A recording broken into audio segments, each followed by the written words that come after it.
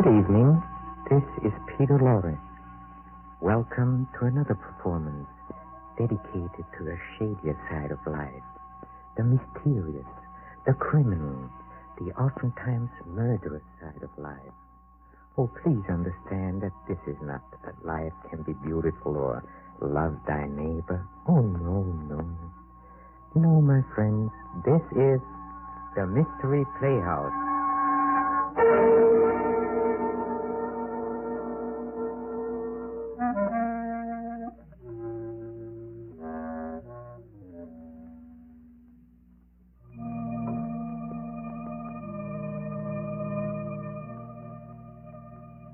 There is probably no stranger, no more unexplainable source of mystery than the human mind itself.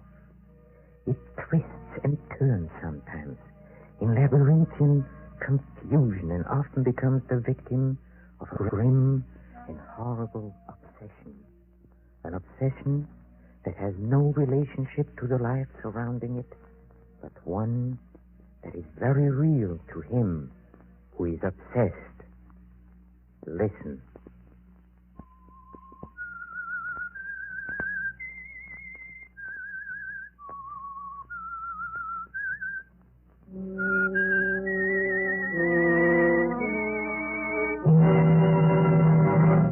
I am the Whistler. And I know many things, for I walk by night. I know many strange tales, many secrets hidden in the hearts of men and women who have stepped into the shadows. Yes, I know the nameless terrors of which I dare not speak.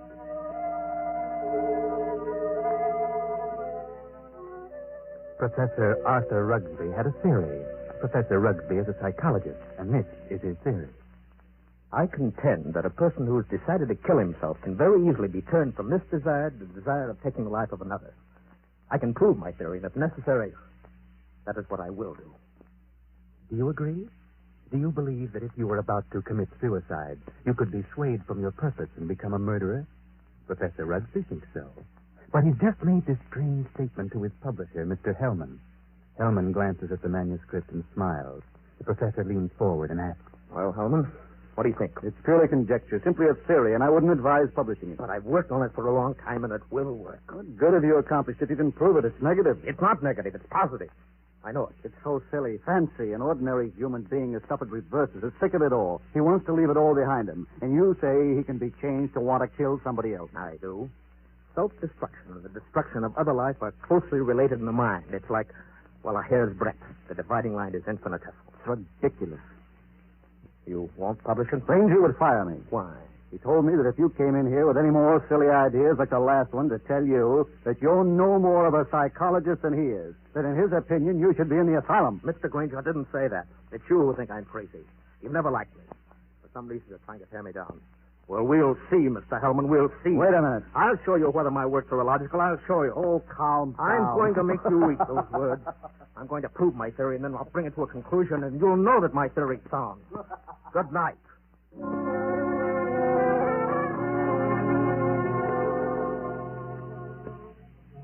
Professor Rugsby, seething with resentment, rushes from the office, strides angrily down the street, muttering to himself, and goes home late for dinner.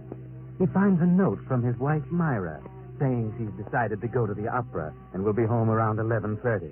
Then he gets an inspiration. He will find a subject for his experiment. So he goes to the bridge over the deep canyon, the bridge called Suicide. And strangely enough, he hasn't long to wait. As he stands against the railing in the fog, a figure appears a few feet beyond, studies the distance below. Wait a minute. Huh? That's very silly. Let go of me. Oh, no, I couldn't do that. I need you. Get away. Look, it's 500 feet to those tracks below. Hard steel rails. And don't believe what you heard about not knowing what happened. Let loose. People don't always die instantly. They live in agony for minutes and sometimes for hours. It's a horrible death. I know. How do you know? I'm a doctor. Doctor? Yes. I can tell you much simpler ways, much less painful ways, and quicker. You're a nice-looking girl. An intelligent girl. Maybe after I've talked to you a while, you wouldn't want to do this at all. No. Maybe a few minutes' talk will change the entire picture for you. What could you do to help me? There's a motive back of your wanting to do this, and I'd like to know what it is. Nothing doing. Haven't you any relatives, any loved ones you'd like to do something for? Yes. If you talk with me for a while, maybe I can find a way clear to help. Oh, you sound crazy to me. Oh, no. I may be many things, but I'm not crazy. All right, I'll talk to you. Where? My apartment. I might have known. No. I'm serious. I really want to talk to you. All right, I'll take it.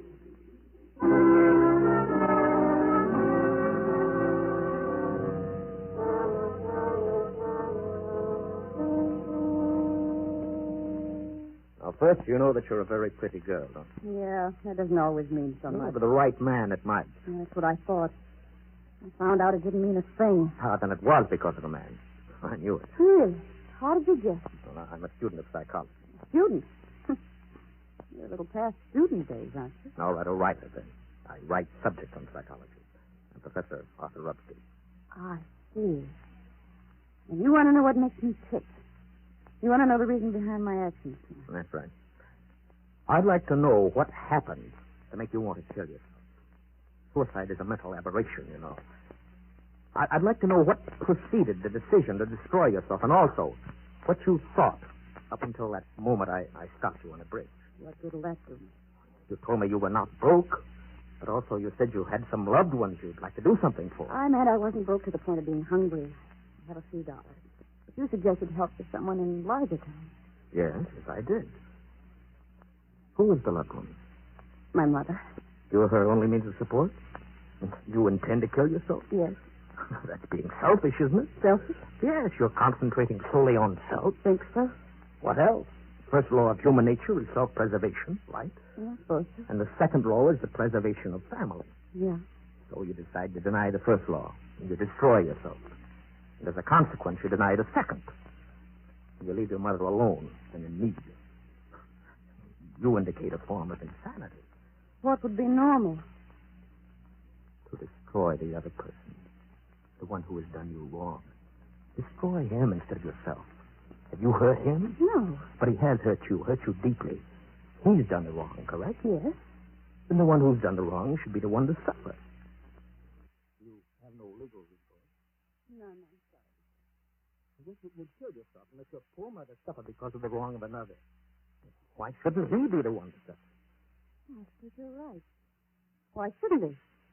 What happened? Why not tell me about it? Were you married? No. He never seemed to find time to get around to marriage. What's your name? Gladys. Gladys Tanner. How long have you known him? Almost 4 years. And you always thought he meant to marry? Yes. Until? Until 3 weeks ago. On July 1st, he had to leave town for a week on business. He said he was going to Kansas City. When he came back, he seemed too busy to see me. And a week ago, I found a snapshot along with several others in a desk at his home. May I see it? Certainly. The picture of him and another woman. But the picture was not taken in Kansas City. No? It was taken on the beach at Atlantic City, and it's dated by the finish of July 3rd. Since his return, he's refused to see me, and yesterday he finally said he didn't care to see me anymore. So I better forget him. It isn't so easy as that, is it? No, I figured I'd done something. I blame myself. Do you know the blonde woman in the snapshot? No. There must be a woman he's met recently. You've known him for 5 years. I don't think you're to blame. He's the one who's in the wrong, and he should be made to suffer. How? Well, you were going to kill yourself? Why should you? Kill him instead. He double-crossed you. He deserves it. Let me go a little deeper into the situation. Whenever a person has reached a conclusion, it takes a while.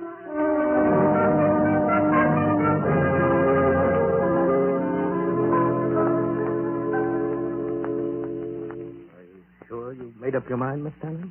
Positive. No. If you're careful, you won't be caught. But whether you are or not, I'm giving you this check for $1,000. Made out of cash. To be sent to your mother only after the man's dead. Write his name on this pad. There you are. Now, I don't know what's happened to the newspapers. I'll withhold payment until I learn that you've gone through with it. It'll happen tonight. Very well. Are you're sure you're determined? Absolutely. Nothing could stop me. Now, I'll tell you my reason for this. I'm a psychiatrist. I've had a theory that a person bent on suicide was akin mentally to a person bent on murder, and that the difference between the two was so slight that the suicidal desire could easily be changed to the homicidal desire. And that's what's happened to me? Exactly. Well, now that I know what you're getting at, suppose I change my mind again. Yeah, you won't, I know. Here's a small revolver. It'll fit easily into your purse. It's all you need. Wipe your fingerprints off and leave the gun near the body. Oh, goodbye, Dr. Rooksby. Goodbye, Gladys. And good luck.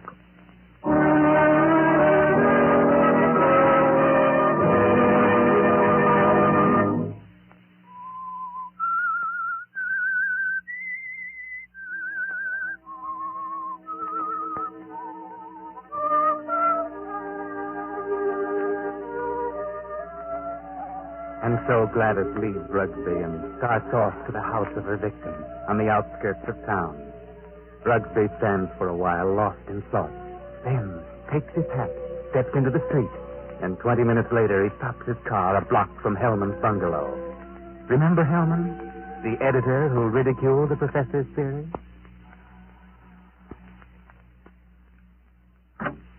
Oh. Hello, Rugsby. Good evening, Hellman. I thought I'd drop out and have a little chat with you. Why this time of night?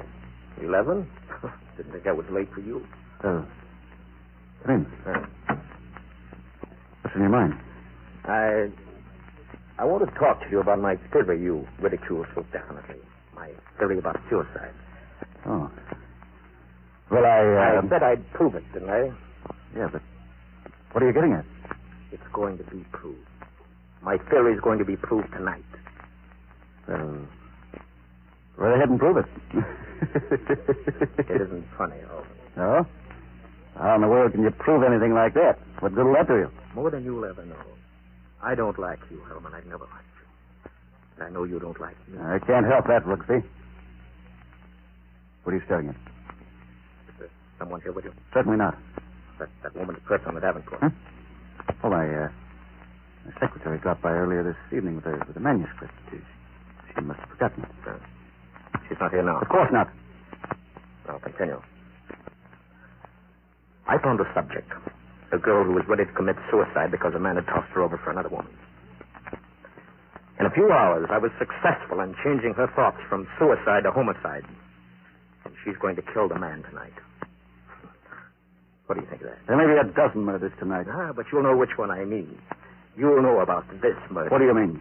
Because I'm going to tell who the victim's going to be. If you know who the intended victim is, why don't you stop it? But I wouldn't have proved my theory. You put the girl up to it. You're insane, Rugsby. You think so, Hellman? No sane man would ever think of such a useless, senseless idea. For heaven's sake, stop laughing! I'm thinking about the victim. What he learned. Who is the victim? Morton Hellman. What? Yes, you. Who is the girl? I know of no girl who want to kill me. Well, this one does now. I wouldn't put it past you to hire somebody to do something like this. No, this girl's no fake. This girl's serious, deadly serious. Who is she? I don't know. You're the only one I know who doesn't like me. You're the only one I know with a motive. But believe me, Rugsby, you'll not get away with it. You've probably hypnotized some poor woman, figuring she'd never remember what happened. Oh, Hellman, you underestimate me. Maybe I do underestimate your evil mind, but believe me... Put your hands up, Hellman. Get away from that desk. I'll just take care of your gun, Hellman. Yeah. When did you start carrying a gun, Rugsby? No? A gun? Don't be silly. This isn't a gun in my pocket. It's just my pipe. See? What do you hear, Hellman? Nothing. Oh, I heard it, too. Sound on the porch. Well, I'll leave now. Back way. I'll put your gun in the kitchen. You look so anxious. I'll be very careful to remove all the fingerprints. You insane fool! Fancy. You Hellman. You're going to help prove my theory. Good night. Crazy devil. I'll have him locked up before he gets across town. Good evening, Mr. Hill. What? How did you get in here? Through the patio door. What do you want? I wanted to talk to you. You sure that you're not under the influence of someone? What a strange question. What do you mean? That crazy professor. You've been hypnotized. You're just imagining things. And what are you doing here? I wanted to tell you something. Yeah? What? When you first indicated to me that you were through with me, I was terribly hurt. I thought all along that we were to be married. I couldn't understand. Tried to think of something I'd done to cause our breakup. I happened to find a snapshot in your desk. Snapshot? Take a look at it. Kansas City? No. Atlantic City, New Jersey. You and a blonde. And the date is stamped on the back. Business trip. Yeah? What about it? I just wanted you to know that you weren't so slick. I wanted you to know that I knew about the blonde. That I knew you'd lied. Now that you've told me, what good does it do you? A lot of good. First, I thought you came here intending to kill me.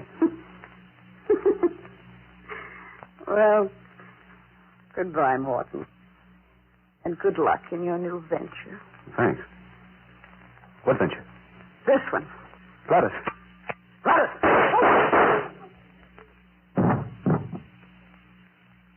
And wish me luck in mine.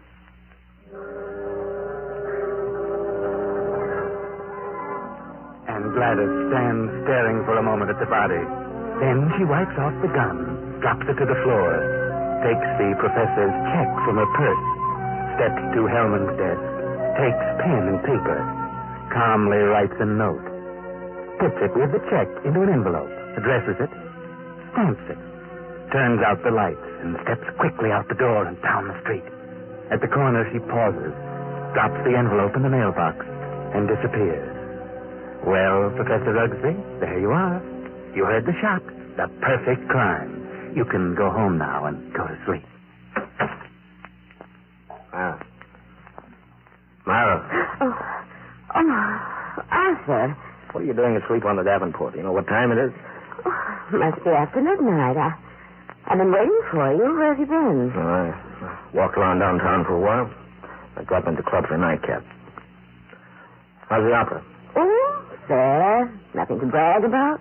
Who sang the lead? Del Chiatti. He wasn't very good. Del Chiatti? Yes. He's a poor old fellow. A fellow? I thought they were doing Aida tonight. No. They switched because someone was ill. I just as soon have stayed home. Yeah. Have a nightcap, Myra? No, thanks. I'm tired. I think I'll go to bed. I'll be along presently. Good night. Night.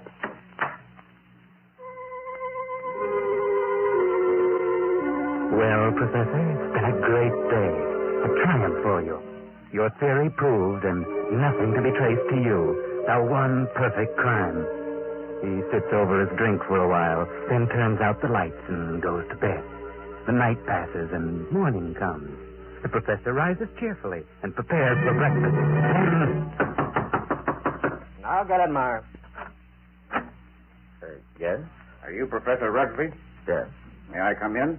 I'd like to talk with you. Oh, of course. What is it? Is your wife in? Yes. I'd like to see her, too. Who are you? I'm Lieutenant Davis, Detective Headquarters. What? What do you want? Will you call your wife? Oh, why, certainly. Myra, what's this all about? What is it, Arthur? This is Lieutenant Davis from Detective Headquarters. He says he wants to talk to us. Oh, really? What about? May I ask where you were last night, Mrs. Rugsby? Why, certainly. I went to the opera. What time did you get home? Oh, I imagine it was around 11 or shortly after. Were you at home last evening, Professor? Well, I was at the club and got home about 12:30. What's this all about? Do you know Morton Hellman? Certainly. What about him? He's been murdered. Murdered? Good Lord, when? Around midnight last night. They found him this morning. Terrible. I've known him for years. He was editor-in-chief of the company publishing my writings. I'm a psychologist, you know. Yes, I know. But what do you want to know from us? Well, we weren't connected socially with Hellman, just in business. Did you know him, Mrs. Rugsby? Yes, I knew him, very slightly. Do either of you know of anyone who'd have reason to kill him? Well, certainly not. Everyone thought highly of him. Did you ever hear of a girl named Gladys Tanner? Gladys Tanner? No. Did you know of a Gladys Tanner, Mrs. Rugsby? No, who is she? She went with Hellman for several years. They were supposed to be engaged. For some reason, it blew up because of another woman. So what? Is this your purse, Mrs. Rugsby? Well, of course it is. That's the one I gave you last Christmas, Myra. Why, yes, Oh, I must have lost it downtown. Where did you find this, Lieutenant? At Hellman's home. Hellman's home? Well, how in the world did Good it... heavens, but We how? found it on the sofa. I can't imagine how it could get there. And this is the revolver that killed Hellman. Found on the floor beside him. No fingerprints on it, however. What? May I see it? Why, Myra, this is your gun. Well, I bought this for you 2 years ago when I went away on that lecture tour. Yes, I think it's mine, but it just doesn't make sense. Did you have the gun in your purse when you lost it last night? Why, perhaps I did. I'm so confused now. I can't Well, remember. think, Myra, think. Oh, this is terrible. Yes, I know. Oh, dear, I feel ill. Did you ever fire this gun? Yes, once last year up in the mountains. I wanted to see how it worked. Ever reload it? Why, no, I didn't. When did you see it last? Oh, yesterday. And you've never reloaded it? No, I've never reloaded it. Just didn't think about it. Maybe I did put it in my purse. I don't know. And whoever found the purse may have used the gun to... Oh, I just can't seem to think. This gun misfired on the first 2 shots. The other 3 killed Hellman. This is the most amazing piece of coincidence I've ever heard. Why would my wife want to do such a thing? Why should she go to Hellman? She hardly knew him. Are you sure about that, Professor? Of course I'm sure. Well, I'm sorry to say I think she's lying. What? Well, this is ridiculous. This is going to be a shock to you, Professor, but here is a snapshot we found on Hellman's desk, taken in Atlantic City last July. Good heavens. Why, this is you, Myra. You and Hellman. Why, you were at your mother's in Florida in July.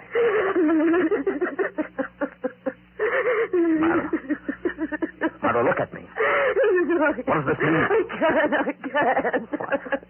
I can't believe such a thing. It just doesn't seem possible. May I have the purse, the gun, and photo? Thanks. I'm sorry, but I'll have to take her down to headquarters. I didn't kill him. I didn't. I wouldn't. I loved him. Better pull yourself together, Myra. You'll have to go with him. Yes, we want photos and fingerprints. Better get ready, Myra. I can't do it. Certainly looks bad for her. I'm afraid it does. Looks like an open and shut case to me. Will you come along, too, Professor? Why, certainly.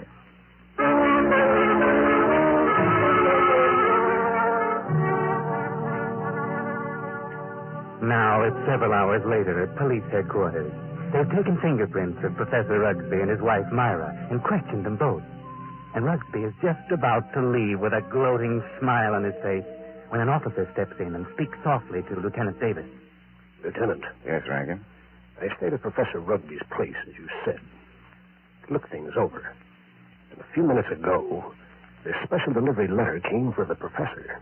This'll knock your eye out. Read it. Well, I'll be... This fits perfectly with the handwriting we were trying to make out on Hellman's blotter. Professor, Yes? I'd like you to read a letter sent special delivery to you a few minutes ago. Postmarked last night. Read it. Certainly. Dear Professor Rugsby, your theory worked to a certain degree. You convinced me I should kill him, but when that gun you gave me misfired twice, I almost quit. Then, as I looked at him on the floor, the old feeling of self-destruction came back. I'm going ahead with my original plan. Here's your check. I won't need it. Besides, I have a mother. She's dead. Better luck next time, Professor.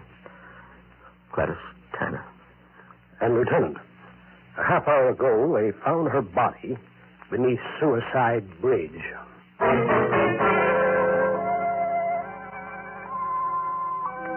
Well, it all worked out beautifully for the professor, up to the point where he changed his plans. And that was at the moment that Gladys Tanner showed him the snapshot of Hellman and the blonde girl on the beach at Atlantic City. The professor wasn't really going to let the girl kill Hellman, but when he saw the snapshot and recognized the blonde as his wife, Myra, he started to change. And when he visited Hellman before the shooting and recognized his wife's purse, he was doubly determined to see Hellman killed and place the blame on his wife, Myra. Yes, it would have been a perfect crime, perhaps. But he sacrificed his theory for revenge. The whole thing backfired and caught him. The girl wished him better luck next time. There won't be a next time. Not for the professor. I know.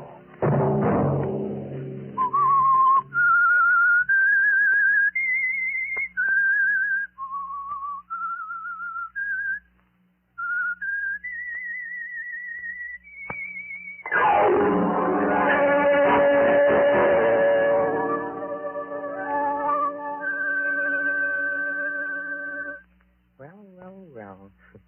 It looks like Professor Rugby's obsession for scientific experimentation melted away before the more ordinary urge for revenge. It goes to show that we are all human, doesn't it? Or does it? Maybe the Whistler knows the answer to that one, too. Oh, don't go, please. I want you to hear about our next performance at the Mystery Playhouse. Come with me to the green room where our players are rehearsing. Come.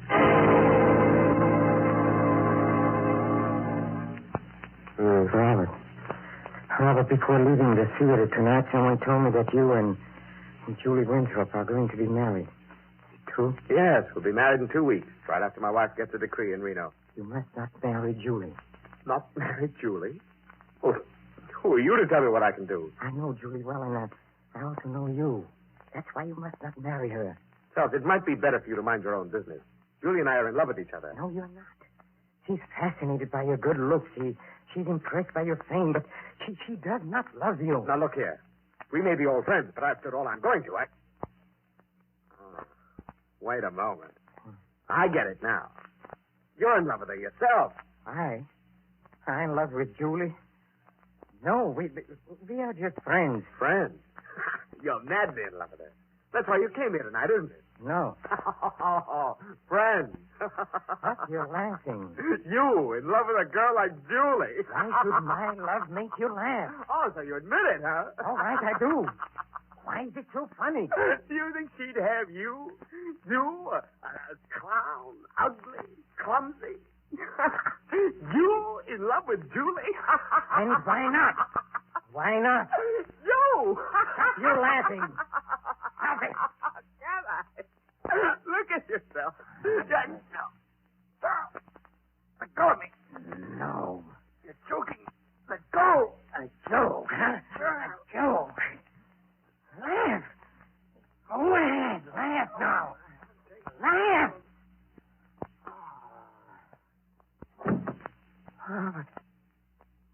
Robert. I didn't mean it. Robert. Lord, what have I done?